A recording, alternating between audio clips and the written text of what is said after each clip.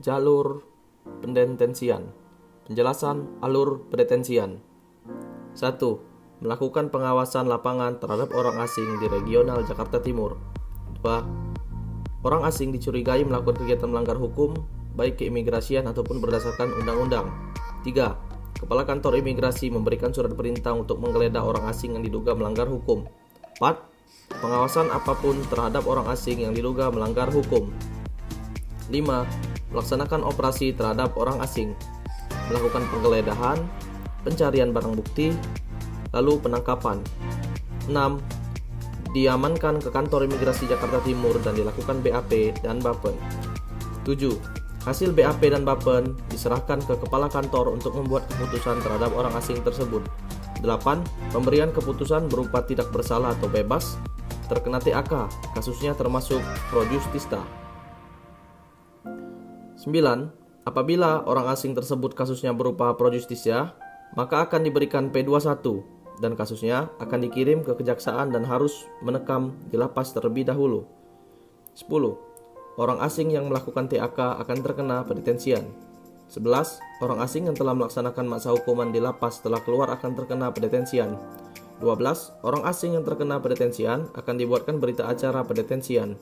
13. Lalu akan dibuatkan surat keputusan pendetensian. Setelah surat keputusan pendetensian terbit, maka deteni harus menyerahkan barang inventaris mereka dan masuk ke ruang detensi. 15. Setelah melaksanakan masa detensi yang telah diatur, maka orang asing akan dideportasi dan dikawal pendeportasiannya oleh petugas keimigrasian. Yang terakhir, berkas pendeportasian akan diserahkan di Jatim untuk proses cekal.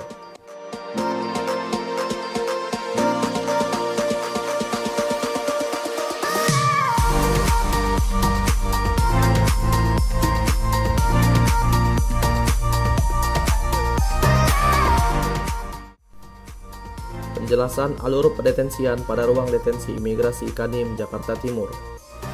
Sumber: Peraturan Direktur Jenderal Imigrasi Nomor F1002 PR02 Nomor 10 Tahun 2006. Proses serah terima deteni sebagaimana dimaksud pada pasal 2 meliputi: 1. Pemeriksaan dan penggeledahan deteni termasuk barang-barang miliknya dilakukan dengan sopan, tertib, cermat, sedangkan pemeriksaan terhadap deteni wanita dilakukan oleh petugas wanita. 2. Pengamanan terhadap barang-barang bawaan deteni yang dapat membahayakan keselamatan, keamanan, ketertiban. 3. Pencatatan identitas diri deteni pada buku register dan papan daftar deteni. 4. Pencatatan dokumen dan barang-barang deteni pada buku register. 5. Penyimpanan dokumen dan barang-barang deteni pada tempat yang telah ditentukan. 6. Pengambilan sidik jari deteni dan diterapkan pada kartu sidik jari. 7. Pengambilan foto deteni dan ditempelkan pada buku register serta kartu deteni. 8. Pemeriksaan kondisi kesehatan deteni yang dilakukan oleh dokter dan para medis yang ditunjuk oleh Kepala Rumah Deteni Imigrasi. Strange, lokasi Kanim terdekat dengan tempat tinggal orang asing. Keamanan ruang detensi terjamin karena ada piket jaga. Weaknesses, tidak ada kantin seperti di Rudenim, Jakarta. Petugas mempunyai keterbatasan dalam bahasa asing.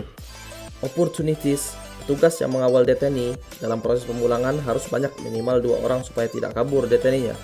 Dikarenakan keterbatasan bahasa seringkali mudah dikelabui oleh WNA. Threats, tidak adanya pemeriksaan kesehatan lebih lanjut kepada deteni karena ditakutkan memiliki penyakit menular. Kurangnya keterampilan bela diri yang dimiliki oleh petugas.